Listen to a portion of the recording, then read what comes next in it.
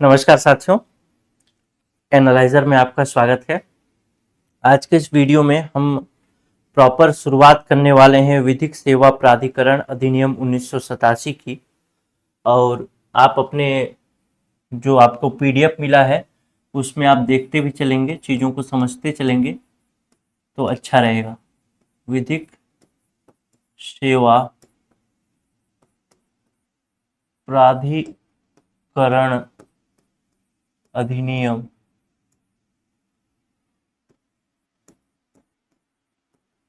1987। विधिक सेवा प्राधिकरण अधिनियम 1987 जो है उसके लाने के पीछे की कहानी क्या थी, उस विषय में हम लोगों ने पढ़ाई कर ली। उसके आगे की चीज़ों पर बात करेंगे और बात करने के दौरान हम अधिनियम में जो एक एक बात लिखी गई है उन हर एक बात को देखते जाएंगे। आपके अधिनियम में लिखा गया है, सबसे पहले आप जो विधिक सेवा प्राधिकरण अधिनियम 1987 है पीडीएफ में देखिएगा। सबसे नीचे लिखा है 1987 का अधिनियम संख्यांक 39। तो अधिनियम संख्यांक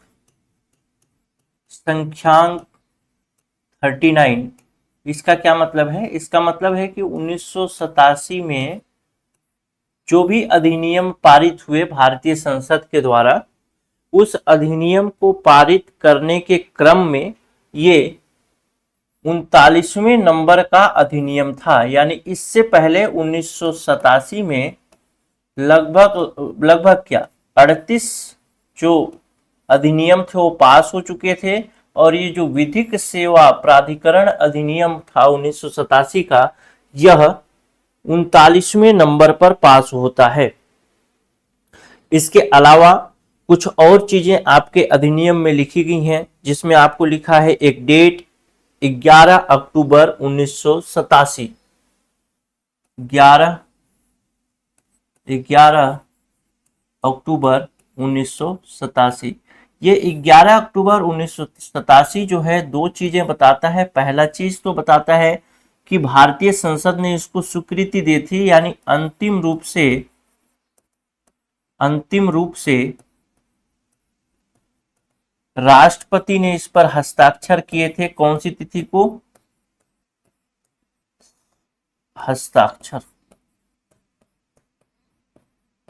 हस्ताक्षर किया। कौन सी तिथि को? यह था 11 अक्टूबर 1987 की तिथि। साथ ही साथ यह अधिनियम राजपत्र में भी प्रकाशित होता है, उसकी भी तिथि सेम है में प्रकाशन की तिथि। यानी जिस दिन इस पर राष्ट्रपति ने हस्ताक्षर किए, सेम डे पर यह राजपत्र में भी प्रकाशित हो गया। इसके आगे एक लंबा चौड़ा लाइन लिखा है, जिसमें आपने लिखा है समाज के दुर्बल वर्गों, ये सब चीजें वो सब चीजें, कुछ ऐसा लिखा है, एक लंबा सा संगठित करने के हेतु अधिनियम। तो उसका मतलब ये है कि उसमें इस अधिनियम का उद्देश्य बताया गया है कि इस अधिनियम का उद्देश्य क्या होगा। इस अधिनियम के उद्देश्य के अंतर्गत अगर आप देखेंगे तो कुछ चीजें आप ध्यान दे सकते हैं। पहला नंबर बिंदु कहता है इसका उद्देश्य, सबसे इस अधिनियम को लाने का प्रमुख उद्देश्य जो है वह दुर्बल लोगों को निशुल्क और सक्षम विधिक सेवा देना। दुर्बल शब्द जो है वह कई चीजों में, कई क्षेत्रों में आप देख सकते हैं। ऐसा व्यक्ति जो कि, पहले लिख लेता हूं उसके बाद समझा देता हूं, ठीक। दुर्बल वर्गों को निशुल्क और सक्षम वर्गों को निःशुल्क एवं सक्षम विधिक सहायता देना। अभी हम विधिक सहायता का क्या मतलब है, विधिक सेवा देना, विधिक सेवा का क्या मतलब है, इसको भी हम लोग पढ़ेंगे। लेकिन इसको विधिक सेवा के अंतर्गत कौन कौन सी चीजें आती हैं, ये भी चीजें हम परिभाषा में पढ़ेंगे। दुर्बल वर्गों का मतलब ये है कि हो सकता है कोई व्यक्ति शारीरिक रूप से दुर्बल हो, यानी जा ही नहीं सकता,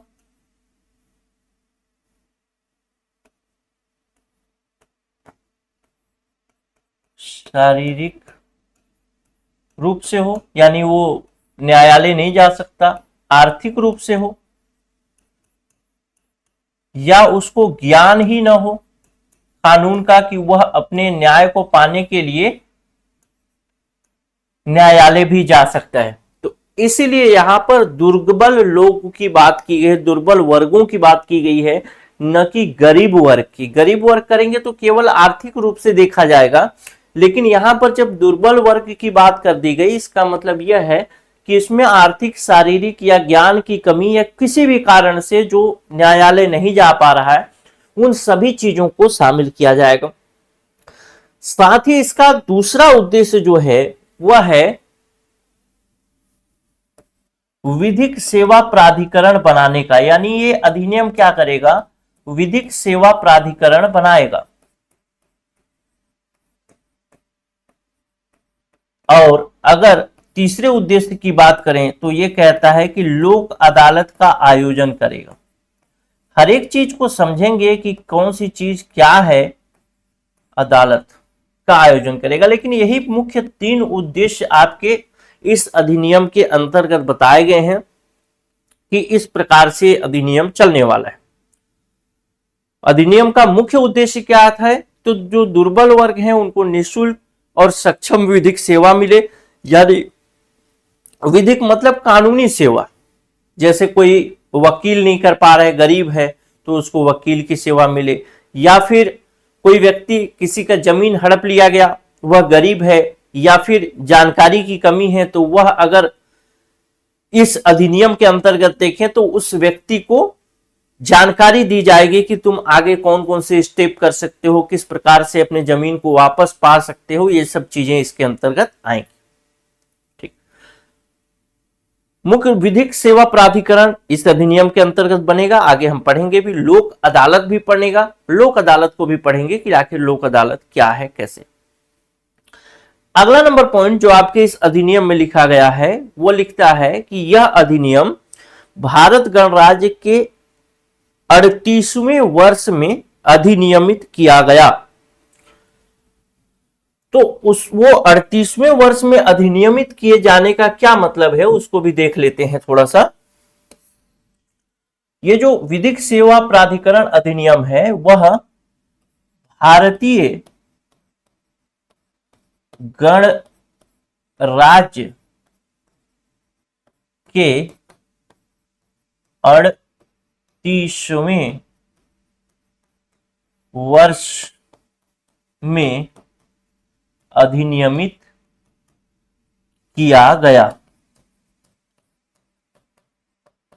हमारा भारत जो है पूर्ण रूप से गणराज्य बनता है सन 1900 मतलब गणराज्य की बात करूं, रिपब्लिक की बात करूं तो हमारा भारत पूर्ण रूप से गणराज्य कब बनता है, 26 जनवरी 1950 को, जब हमारा संविधान लागू हुआ।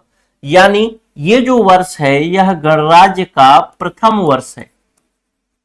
भारतीय गणराज्य का प्रथम वर्ष कौन सा हो गया, 1950। अब 1950 से 1987 तक जब जाएंगे तो ये पहला वर्ष हो गया, और 87 में उधर जाएंगे तो 37 वर्ष वो हो गया। ठीक, 50 के बाद जाएंगे 60, 70, 80, 30 वर्ष है और 7 वर्ष है, 87, 37 वर्ष हो और 1 वर्ष है, यानी कितना वर्ष हो गया, 1987 कौन सा वर्ष आ जाएगा, 1987 जो आएगा वो आएगा 38वां वर्ष। ठीक, इसीलिए यहां पर 38वें वर्ष में अधिनियमित किया गया शब्द लिखा है। अगर आपको बहुत कंफ्यूजन होगा, बहुत ज्यादा कंफ्यूजन होगा, तो आप बस इतना ही ध्यान रखिएगा कि जो भी सन दिया रहेगा, जिस सन में वो अधिनियम बना है वो सन आपको पता होना चाहिए। जैसे ये अधिनियम बना 1987 में, और इसमें से मात्र आपको 1949 घटा देना है। 1949 घटाने का मतलब ये है कि 50 में एक और जोड़ना पड़ेगा बाद में। अगर आप इसमें 1950 घटा देंगे, मान लेते हैं 1950 घटाए, तब कितना आया यहाँ पे, 37 आया। लेकिन ये 50 वाला एक साल भी तो घट गया, तो इसमें फिर एक ऐड कर देंगे, तो इसमें 38 आ जाएगा और यही आपका उत्तर होगा। कभी कभी प्रश्न पूछता है कि कैसे लागू हुआ, क्या हुआ, कैसे हुआ। अब एक डेट और याद, एक तिथि और याद रखना है आपको, जो है, और तिथि के साथ एक और बात ध्यान रखनी है कि ये जो अधिनियम था, भारत सरकार के अलग अलग मंत्रालय अधिनियम को लाते हैं। इस अधिनियम मतलब ये संसद में पेश करते हैं, तो इस अधिनियम को पेश करने वाला जो मंत्रालय था वह था जिसका नाम था विधि एवं कानून मंत्रालय। इसने इस बिल को यानी इस विधेयक को संसद में पेश किया था, यानी कानून, विधि एवं कानून मंत्रालय का यह अधिनियम था। यानी अगर आप कहें, सॉरी, विधि और कानून, विधि और न्याय, विधि और कानून तो एक ही बात हो गई ना, विधि एवं न्याय मंत्रालय, ठीक। यानी इस अधिनियम को पेश करने वाला मंत्रालय कौन था? विधि एवं न्याय मंत्रालय। यानी ये अधिनियम अगर इसमें कुछ संशोधन करना है या फिर कुछ और अपडेट करना है, इस अधिनियम के अंतर्गत जो कार्यवाही होगी उसकी संपूर्ण जिम्मेदारी किसके ऊपर होगी? इसी विधि एवं न्याय मंत्रालय के ऊपर होगी। अब हम देखते हैं कि यह जो तिथि है 11 अक्टूबर 1987, ये तिथि पर तो इस अधिनियम को बनाया गया, राजपत्र में प्रकाशित किया गया, लेकिन जब हम आगे पढ़ेंगे तो आगे समझ में आएगा कि जब राजपत्र में प्रकाशित हो जाता है इसका मतलब वह अधिनियम लागू हो गया या नहीं होता। उसके लिए केंद्र सरकार को अलग से समय दिया जाता है कि केंद्र सरकार अपने समय के हिसाब से उस अधिनियम को लागू करे। तो उसी प्रकार से इस अधिनियम में भी केंद्र सरकार को समय दिया गया कि वह इस अधिनियम को अपने समय के हिसाब से देश में लागू करे। यह समय क्यों दिया जाता है? क्योंकि बहुत सारे मैकेनिज्म सेट करने पड़ेंगे। जैसे मान लेते हैं इसी में आगे जाकर के हम विधिक मतलब राष्ट्रीय विधिक सेवा प्राधिकरण बनाने की बात होगी, तो राष्ट्रीय विधिक सेवा प्राधिकरण के अंतर्गत लोगों को नियुक्त करना, उसके अध्यक्ष सदस्यों को नियुक्त करना, इसमें भी तो समय लगेगा। तो कितना समय में नियुक्त हो जाएगा ये तो केंद्र सरकार के ऊपर है। तो केंद्र सरकार सारा जो मैकेनिज्म है, सारा जो उसका सेटअप है वो जब बना लेती है, तो बनाने के बाद फिर क्या करती है? उस अधिनियम को लागू कर देती है। और केंद्र सरकार ने इसे 5 नवंबर 1995 को अंतिम रूप से लागू कर दिया।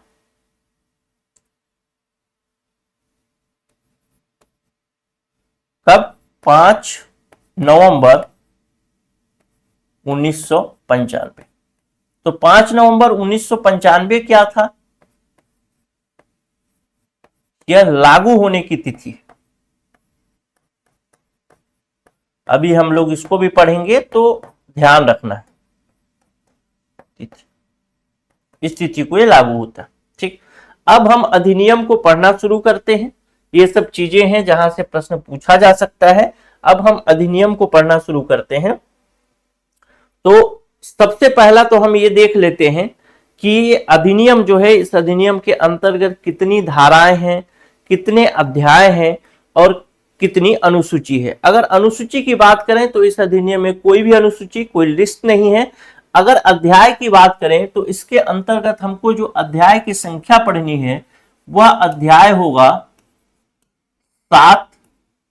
और अगर मैं कहूं कि इसके अंतर्गत कितनी धाराएं हैं तो धाराओं की संख्या जो होगी वो होगी 30।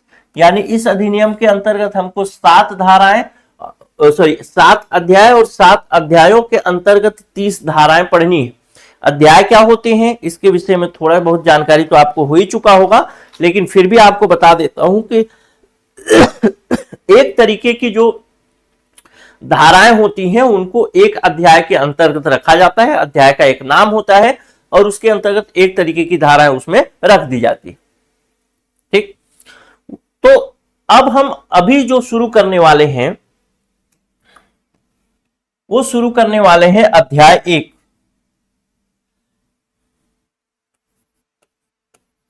अध्याय 1, अध्याय 1, इस अध्याय का नाम है प्रारंभिक। यानी यहां से अधिनियम शुरू हो रहा है।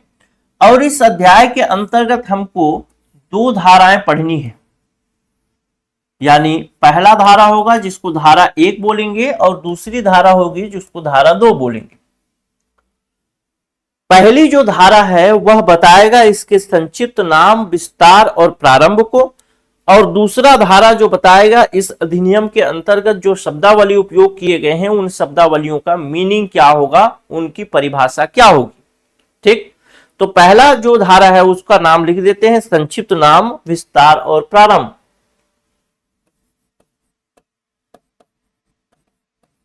संक्षिप्त नाम, विस्तार एवं प्रारंभ। और दूसरी जो धारा होगी जो बताएगा परिभाषा के रूप में, परिभाषा को, कि इसके अंतर्गत जो शब्दावली उपयोग होंगे उनके क्या मीनिंग होंगे, क्या परिभाषाएं होंगी। जैसे हमने अभी पढ़ा, कई बार पढ़ा, विधिक सेवा उसका मतलब क्या है, मामला यानी केस जो होगा उसका मतलब क्या है, वो सब चीजें इसकी परिभाषाओं में दी गई होंगी। तो पहले अध्याय से के पहली धारा से शुरू करते हैं हम लोग, जो कि है संक्षिप्त नाम, विस्तार और प्रारंभ। तो लिखता हूं धारा 1 जिसका नाम है संक्षिप्त नाम,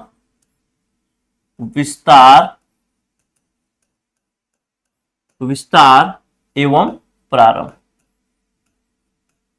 ठीक, अब इसको देखते हैं। पहला बात तो देखते हैं कि इसका संक्षिप्त नाम क्या होगा। देखिए, कोई भी अधिनियम जब हम बात करते हैं किसी भी अधिनियम की, जैसे मैंने आपको बोला कि विधिक सेवा प्राधिकरण अधिनियम 1987, तो आप जरूर समझ गए कि यह विधिक सेवा प्राधिकरण अधिनियम के बारे में बात कर रहा है, लेकिन केवल इतना ही नाम तो पर्याप्त नहीं है, उसके अंतर्गत जो चीजें लिखी गई हैं उनको जानने के लिए नहीं है पर्याप्त। इसीलिए इसका एक संक्षिप्त नाम बता दिया जाता है कि अगर संक्षिप्त में कुछ चीज बोले, जैसे मैंने बोला विधिक सेवा प्राधिकरण अधिनियम 1987, तो आप एक प्रॉपर अधिनियम के बारे में सोच पा रहे हैं जिस अधिनियम की मैं बात करने वाला हूं। तो इसीलिए इसका संक्षिप्त नाम बता दिया जाता है कि अगर पूरा अधिनियम 30 धारा, अगर एक बार बोलना है कि कौन सा अधिनियम पढ़ रहे हो तो आपको पूरा 30 धारा बोल के बताना पड़ेगा। तो 30 धारा बोल के ना बताना पड़े, इसलिए इसका एक छोटा सा नाम रख दिया गया जिसको संक्षिप्त नाम कहा जाता है। और इसका छोटा सा नाम क्या होगा, विधिक सेवा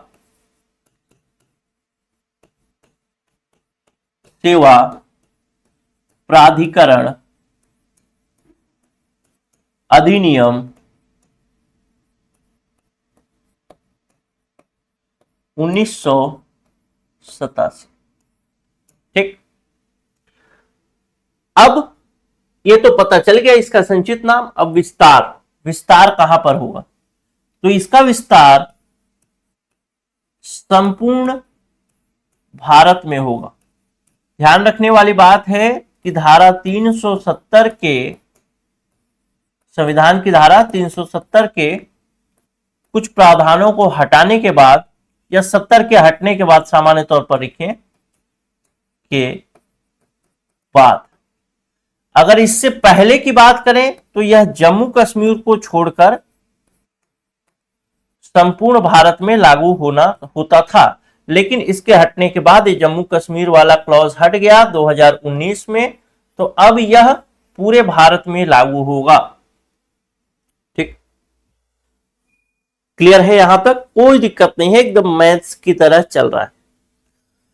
अब कहता है प्रारंभ, यानी ये अधिनियम कब से प्रारंभ होगा। जैसा कि हमने यहां पर देखा था इस वाले पेज में कि ये अधिनियम बन के 11 अक्टूबर 1987 को तो तैयार हुआ, लेकिन लागू होता है 5 नवंबर 1997 को। तो 5 नवंबर 1997 की तिथि जो आएगी वो कैसे आएगी, तो वो इसी जो प्रारंभ शब्द दिया है इससे आएगी। प्रारंभ शब्द क्या कहता है, कहता है कि इस अधिनियम को लागू करने की जिम्मेदारी, यानी प्रारंभ करने की जिम्मेदारी, प्रारंभ मतलब लागू, किसकी होगी, केंद्र सरकार की होगी। कैसे इस अधिनियम को लागू करेगा केंद्र सरकार, तो एक अधिसूचना निकालेगा, उस अधिसूचना में बताएगा कि हम ये अधिनियम लागू कर रहे हैं। तीसरी बात और कुछ कहता है कि ये अधिनियम ऐसा है कि इसके अंतर्गत जो उपबंध लिखे गए हैं, अलग अलग जो नियम बनाए गए हैं इस अधिनियम के अंतर्गत, अलग अलग जो क्लॉज बताए गए हैं, उपबंध बताए गए हैं, उन अलग अलग उपबंधों को अलग अलग तिथि पर लागू किया जा सकता है। यानी उपबंधों को लागू करने की तिथि अलग अलग हो सकती। अगला नंबर पॉइंट कहता है कि यह अलग अलग राज्य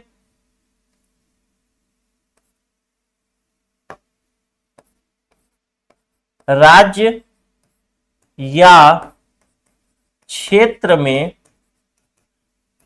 अलग अलग तिथि पर लागू हो सकता है।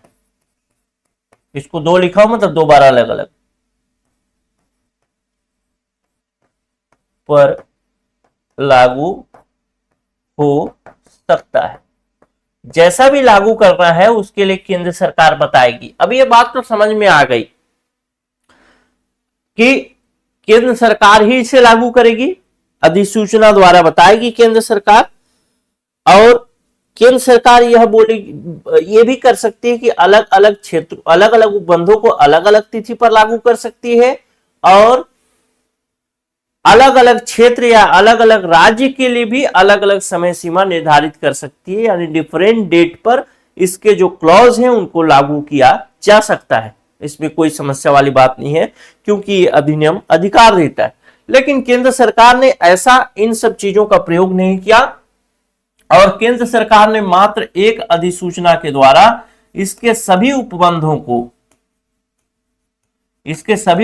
को 5 नवंबर 1995 को लागू कर दिया पूरे भारत में। एक्सेप्शन अगर बोलें तो जम्मू कश्मीर को छोड़ करके पूरे भारत में लागू कर दिया गया। लेकिन 2019 के बाद यह अब जम्मू कश्मीर में भी लागू हो चुका है। मेरे ख्याल से धारा 1 में और कुछ पढ़ने की आवश्यकता नहीं। अब हम पढ़ते हैं धारा 2। धारा 2 जो कि परिभाषाएं बताता है, और उन परिभाषाओं के बारे में हम लोग पढ़ने वाले हैं। धारा 2 परिभाषाएं। अब इस परिभाषाओं के अंतर्गत अब ये चीज ध्यान देने की कोशिश नहीं करनी चाहिए आपको, या फिर आपको इतना डीप में नहीं जाना चाहिए कि इस अधिनियम के अंतर्गत कौन सी धारा में कौन सी परिभाषा बताई गई है, कौन सी उपधारा में कौन सी परिभाषा बताई गई है। केवल एक ही है जिसको पूछा जाएगा या पूछा जा सकता है, जिसको आपको ध्यान रखना है, जो आगे बताऊंगा। उसके धारा और उपधारा को भी पूछा जा सकता है। सबसे पहला परिभाषा जो है, जो कहता है मामला।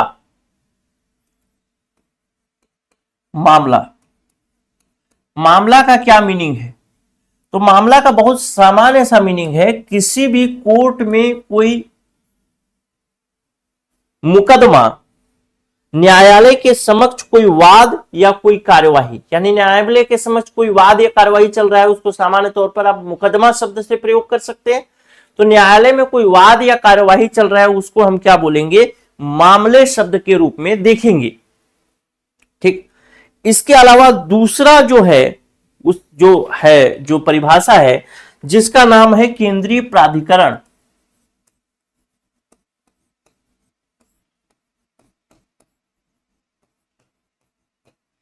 केंद्रीय प्राधिकरण का गठन हम करेंगे धारा 3 के अंतर्गत। धारा 3 के अंतर्गत जो प्राधिकरण गठित किया जाएगा उसे ही केंद्रीय प्राधिकरण कहा जाएगा, और धारा 3 के अंतर्गत जो प्राधिकरण गठित किया जाने वाला है उसको कहा जाता है राष्ट्रीय विधिक सेवा प्राधिकरण। राष्ट्रीय विधिक सेवा प्राधिकरण। क्लियर है? तीसरा नंबर पॉइंट देखते हैं। जो कि कहता है न्यायालय का क्या मतलब है। तो न्यायालय का मतलब सामान्य न्यायालय भी है और भी है। न्यायालय, न्यायालय का एक तो कोई किसी भी प्रकार का भारत का न्यायालय होगा, वो हर न्यायालय न्यायालय की परिभाषा के अंतर्गत आएगा। आपके अधिनियम में लिखा है कि कोई सिविल, दांडिक या राजस्व न्यायालय अभिप्रेत है जिसके अंतर्गत न्यायिक या न्याय कल्पित रूपों का प्रयोग करने तत्सम किसी विधि के अधीन कोई अधिकरण या कोई अन्य प्राधिकरण है। सबसे पहला तो न्यायालय शब्द का प्रयोग अगर कर रहा है इसमें, तो न्यायालय शब्द को यह समझिए कि कोई भी सिविल न्यायालय हो, दंडिक न्यायालय हो। जो सिविल न्यायालय तो समझ गए, जो जमीन जगह वाला देखेगा, जो फौजदारी मुकदमा देखेगा वो दंडिक न्यायालय होगा। या कोई राजस्व, जमीन का विवाद का मामला देखेगा, उसको राजस्व न्यायालय करेंगे, पैसा रुपए से संबंधित मामला जो देखेगा। ठीक, वो सारे न्यायालय तो हैं, किसी भी प्रकार के न्यायालय इसमें शामिल है, ध्यान रखिएगा। अब दूसरी बात, एक शब्द होता है ट्रिब्यूनल। ठीक, जिसको कहा जाता है, इसमें अगर हिंदी में बोले तो इसको कहा जाता है अधिकरण।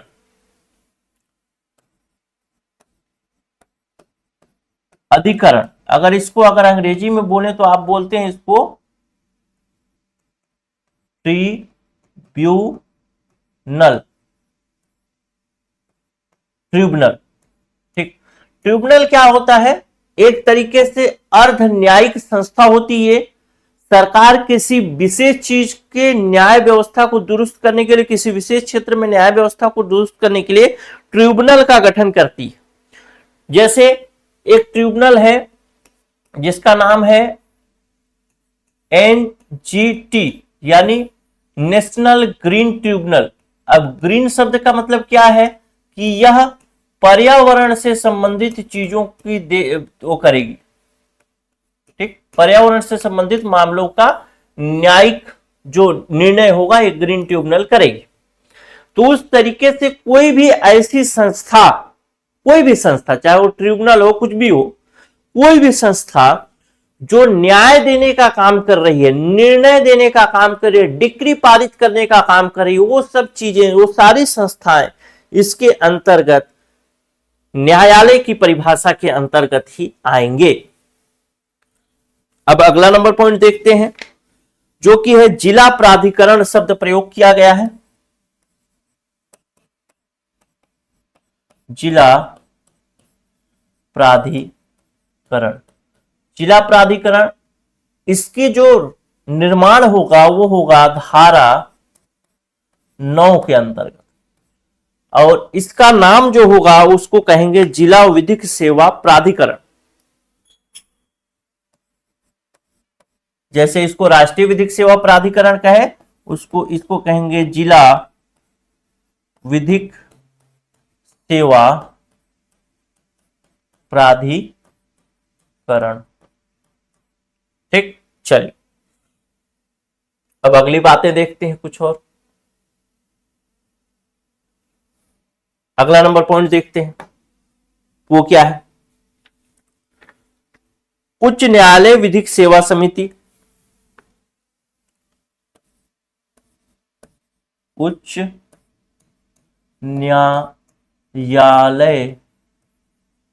विधिक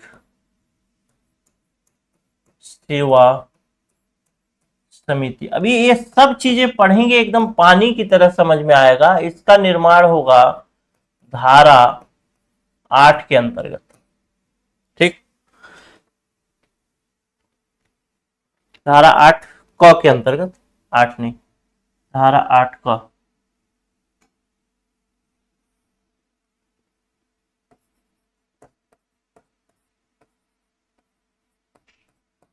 ठीक, ऐसा कोष्टक में नहीं आएगा, धारा 8 क। ठीक, इसके अलावा है ग नंबर पॉइंट, ध्यान रखना है, आपसे ये सवाल आपसे जरूर पूछेगा। ठीक, यहाँ पे जो परिभाषा चल रहा है, ये परिभाषा है धारा 2 की उपधारा 1 का क से शुरू हुआ, फिर क ख कुछ भी होगा, यहां तक खत्म हो गया मानिए। अब आपको जो ग नंबर पॉइंट है, जिसको आप लिखेंगे धारा 2 की उपधारा 1 का खंड ग, ये परिभाषा आपसे पूछ सकता है। और इस परिभाषा को खंड, उपखंड, धारा, उपधारा के साथ भी पूछा जा सकता है, इसलिए इसको विशेष तौर पर ध्यान रखिएगा। और यही जो परिभाषा है पूरे अधिनियम को क्लियर करने में, इस पूरे अधिनियम का सार भी इसी परिभाषा में छुपा हुआ है। इस परिभाषा का नाम है, इसका जो शब्द है वह लिखा गया है विधिक सेवा। विधिक सेवा का क्या मीनिंग होगा, इसको ध्यान से देखते। विधिक सेवा का सामान्य सा मीनिंग है कि किसी मामले, विधिक सेवा के अंतर्गत किसी न्यायालय या किसी प्राधिकरण या किसी अधिकरण के समक्ष किसी मामले या अन्य कार्यवाही के संचालन में कोई सेवा देना और किसी विधिक विषय पर सलाह देना। दो चीजें हैं विधिक सेवा के अंतर्गत। सबसे पहला तो हमने देख लिया कि न्यायालय क्या है। तो न्यायालय में हमने ये देखा कि कोई भी सिविल न्यायालय हो, आपराधिक यानी दंडिक न्यायालय हो, राजस्व न्यायालय हो, या किसी भी प्रकार का कोई संगठन हो सरकार का, जो संगठन न्याय देने का काम करे, डिक्री पारित करने का काम करे, आदेश पारित करने का काम करे, वो सब चीजें न्यायालय के अंतर्गत ही आएंगी। तो उन सभी न्यायालयों के विषय में बात करता है कि जो न्यायालय, विधिक सेवा का मतलब है किसी न्यायालय या अन्य प्राधिकरण या अधिकरण के समक्ष, यानी किसी न्यायालय के सामने खड़े होकर विधिक कार्यवाही के संचालन में कोई सेवा देना। दो तरीके के इसमें सेवा के अंतर्गत आप चीजें देखेंगे। पहला तो चीज कहता है, पहला तो चीज कहता है कि न्यायालय के समक्ष सेवा देना, समक्ष सेवा देना। और दूसरा चीज कहता है कि कानून या विधि के मामले में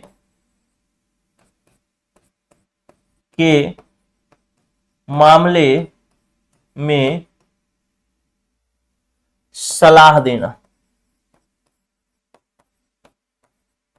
कुल मिला के किसी न्यायालय के समक्ष सेवा देना का मतलब क्या है? इसका मतलब यही है, बहुत सामान्य सी बात समझिए, कि वकालत करना। वकालत करने का मतलब क्या है? बहुत सामान्य सी बात है, ऐसे समझिए कि आप एक गरीब व्यक्ति हैं, आप किसी न्यायालय के समक्ष जा रहे हैं, आपको कानून का ज्ञान नहीं है, कैसे एप्लीकेशन लिखना है, कैसे वहां पे अपनी बात कहनी है। तब की स्थिति में आप क्या करेंगे? आपको एक वकील करना पड़ेगा, लेकिन आप तो गरीब हैं, आपके पास पैसा नहीं है। ठीक, तो जो आप वकील करेंगे, वो वकील आपको इसी विधिक सेवा प्राधिकरण अधिनियम 1987 के अंतर्गत आपको मिल जाएगा फ्री में, निःशुल्क। क्योंकि निःशुल्क और सक्षम विधिक सहायता की बात मुख्य रूप से इस अधिनियम में पहले ही देख लिया हमने कि इसका मूल उद्देश्य क्या है। तो निःशुल्क और सक्षम विधिक सहायता देना, साथ में लोक अदालत बनाना, साथ में विधिक सेवा प्राधिकरण बनाना, तीन उद्देश्य हमने देखा था। तो इसका मतलब वकालत के लिए आपको वकील मिलेगा कैसा? निःशुल्क, जो कि विधिक सेवा के अंतर्गत आएगा। दूसरा, किसी कानून या विधि के विषय में आपको ज्ञान नहीं है, जैसा मैंने बताया कि आपका जमीन कोई हड़प लिया, तब की स्थिति में आप अब क्या करना है? आपको अदालत, तो आप अदालत जब जाएंगे तब आपको वकील मिलेगा, अदालत में आपकी तरफ से लड़ेगा। लेकिन अभी अदालत आप गए ही नहीं, आपको पता ही नहीं है कि कोई जमीन हड़प लिया तो मैं कैसे ले सकता हूं। तब आप कहां जा सकते हैं? तब भी आप यही विधिक सेवा प्राधिकरण के अधिनियम का उपयोग कर सकते हैं और विधिक सेवा के अंतर्गत आप सलाह ले सकते हैं। किससे सलाह लेंगे? ये सब चीजें आगे पढ़ेंगे। सामान्य तौर पर ध्यान रखिए, वकील से सलाह ले सकते हैं, निःशुल्क को भी मिलेगा। क्लियर है? तो ये जो धारा है, धारा की उपधारा, धारा 2 की उपधारा 1 का खंड ग, ये बहुत ज्यादा आईएमपी है और यहां से प्रश्न पूछा ही जा सकता है। अगर परिभाषा से प्रश्न पूछा तो इसको पूछेगा। अब अगली धारा देखते हैं जिसमें लिखा है लोक अदालत। लोक अदालत क्या है?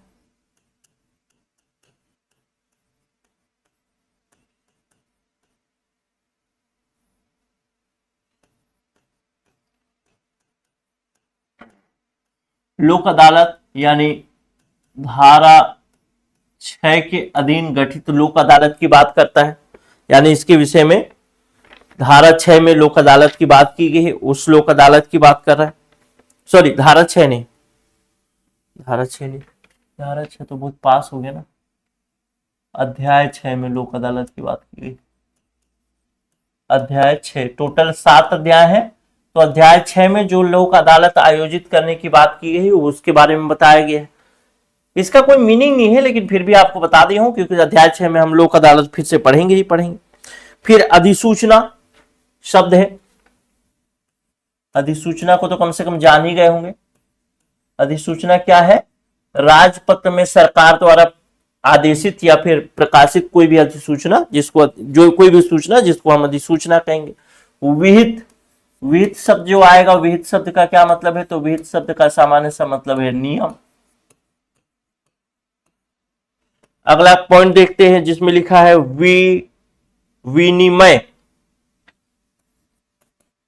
विनिमय, विनिमय मतलब,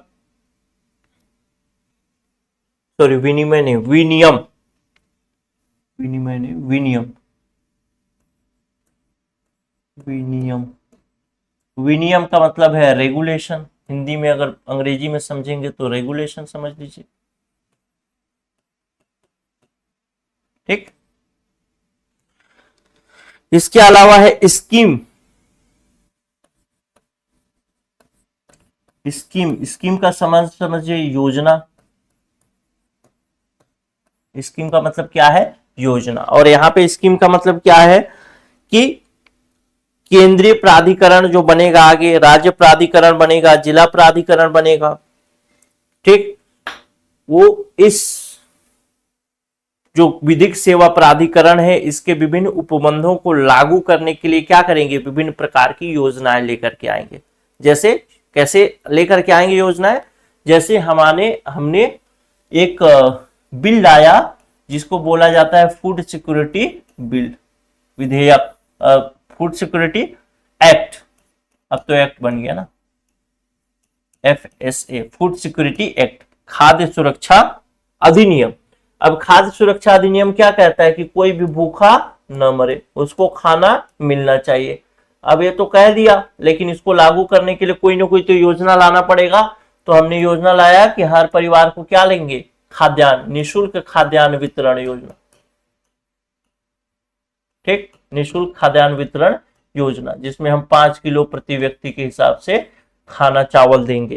तो ये इसको लागू करने के लिए क्या लाना पड़े? एक योजना लाना पड़ेगा ना, निःशुल्क खाद्य वितरण योजना, खाद्यान्न वितरण योजना। उसी तरीके से इस अधिनियम के अंतर्गत जो भी बातें हैं उन बातों को लागू करने के लिए स्कीम लाई जाएगी, योजना लाए जाएंगे, उसी को हम स्कीम कहेंगे। जो योजनाएं होंगी उसी को स्कीम कहेंगे, ठीक। अब देखते हैं राज्य प्राधिकरण की बात करता है अगला नंबर जो आपका पॉइंट है, राज्य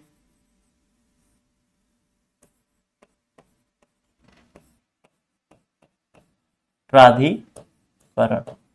राज्य प्राधिकरण मतलब धारा 6 में इसके बारे में आगे पढ़ेंगे हम, उसी में जो राज्य प्राधिकरण होगा उसी की बात करता है राज्य प्राधिकरण। अगला देखते हैं कि राज्य सरकार शब्द है, राज्य सरकार, राज्य सरकार। राज्य सरकार का सामान्य से 2 अर्थ है यहां पर। पहला अर्थ जो कहता है राज्य सरकार का मतलब क्या है कि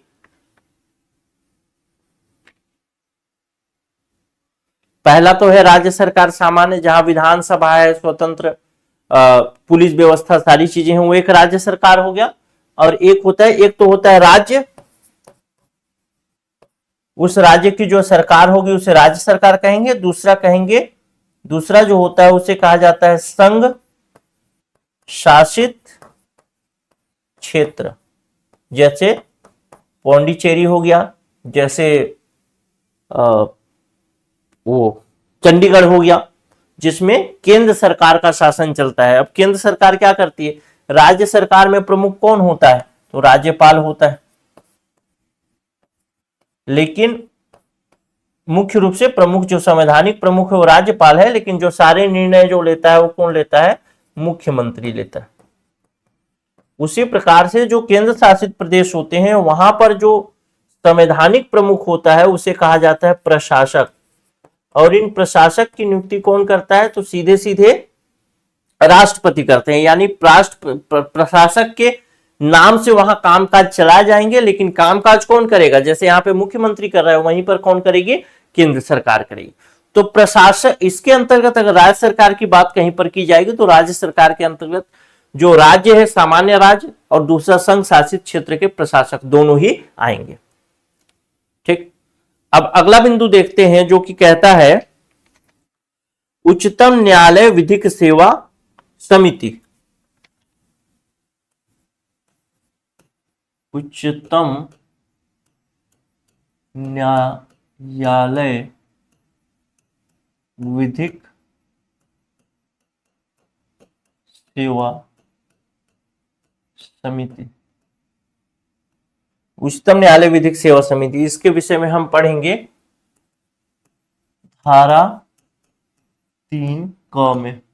ठीक, धारा 3 के अंतर्गत उच्चतम न्यायालय विधिक सेवा समिति के बारे में पढ़ेंगे, वही विधिक सेवा समिति होगा। अब इसके अलावा है तालुक विधिक सेवा समिति।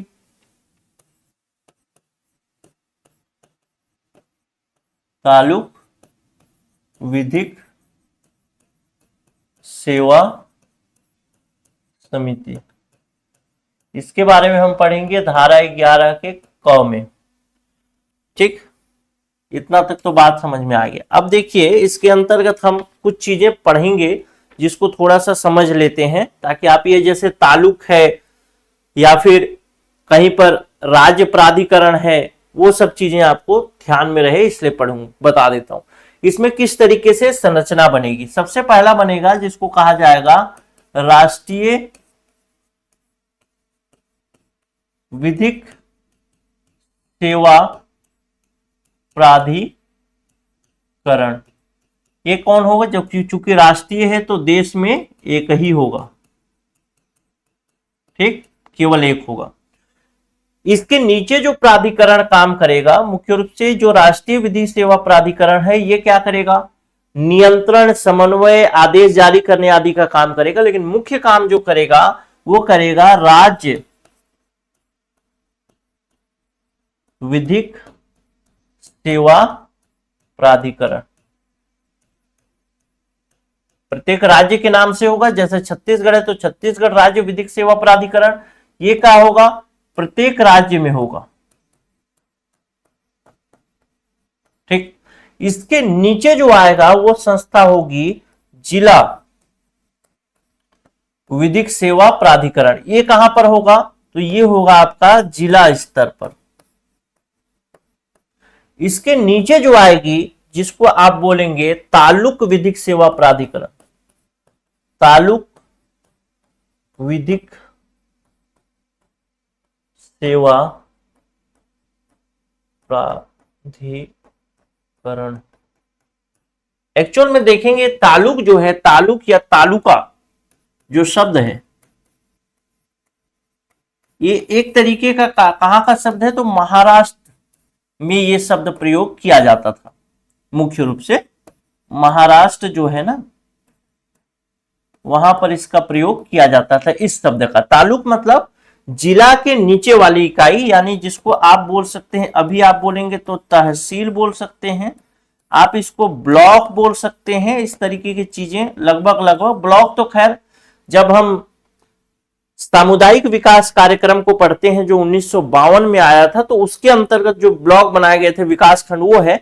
लेकिन सामान्य तौर पर आप देखेंगे तो तहसील और ब्लॉक लगभग बराबर की स्थिति में है। आप अगर तालुक शब्द को देखें तो आप इसको सामान्य तौर पर तहसील बोल सकते हैं। ठीक, तो ये जो तालुक विधिक सेवा प्राधिकरण है, यह कहां होगा? प्रत्येक तालुका में होगा, प्रत्येक तहसील में होगा। ठीक, तो इस प्रकार से विधिक सेवा प्राधिकरण की संरचना होगी।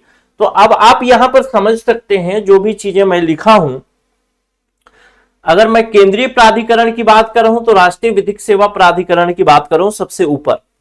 इसके अलावा अगर जिला प्राधिकरण की बात कर रहा हूं तो मैं यहां पर बात कर रहा हूं, हाँ यहां पर ठीक, राज्य विधिक सेवा प्राधिकरण की बात कर रहा हूं मतलब प्रत्येक राज्य के लिए, तालुक की बात कर रहा हूं तो तालुक के लिए।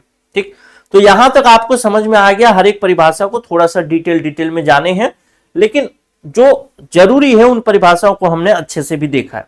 अब एक चीज और देखते हैं जो कि है, अभी हमने क्या देखा था, मैंने आपको बताया था कि हम क्या देख रहे हैं, धारा 2 की उपधारा 1 का क ख ग ऐसे देख रहे हैं, और मैंने आपको बताया धारा 2 की उपधारा 1 के अंतर्गत ग नंबर पॉइंट को जरूर ध्यान रखना है, क्योंकि ये विधिक सेवा के बारे में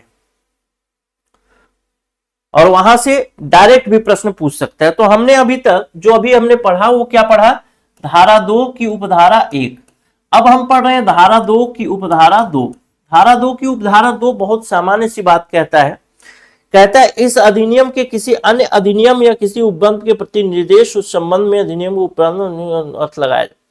इसका बहुत सामान्य सा मतलब यह है कि जहां पर भारत की जो कानून व्यवस्था है वो लागू नहीं होती, तो कहां पर नहीं होती या किस क्षेत्र में नहीं होती, तो अगर आप देखेंगे तो कुछ क्षेत्र जो कि आप पौंडीचेरी के अंतर्गत जाएंगे, जैसे रेनेसास, उन पर लागू नहीं होगी, उसको पढ़ेंगे आगे हम लोग रेनेसास का क्या मतलब होता है। या जम्मू कश्मीर की बात करें, जैसे मैं एक उदाहरण देता हूं कि आईपीसी की धारा 420 है, ठीक, ये चीज 2019 से पहले जो जम्मू कश्मीर में जो था, जम्मू कश्मीर में आईपीसी लागू नहीं होता था। जम्मू कश्मीर में क्या लागू होता था 2019 से पहले की बात करें तो जम्मू कश्मीर में लागू होता था आपका आरपीसी, यानी पीसी का मतलब पीनल कोड, जैसे आईपीसी का इंडियन पीनल कोड है, वैसे ही आरपीसी का भी, ये पीसी का मतलब क्या है, पीनल कोड ही है, लेकिन आर का मतलब क्या है, इसका मतलब है